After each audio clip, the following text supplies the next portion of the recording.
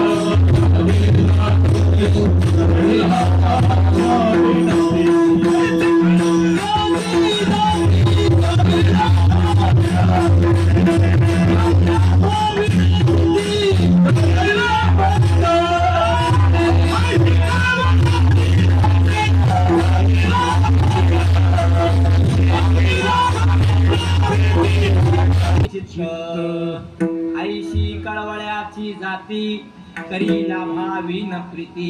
आई आईच असते. आईच्या प्रेमाची बरोबरी जगात कोणाला करता येत नाही, जगात कोणाला करता येत नाही. आचार्य विनोबा भावे, अलीकडच्या काळातले आचार्य विनोबा भावे होऊन गेले.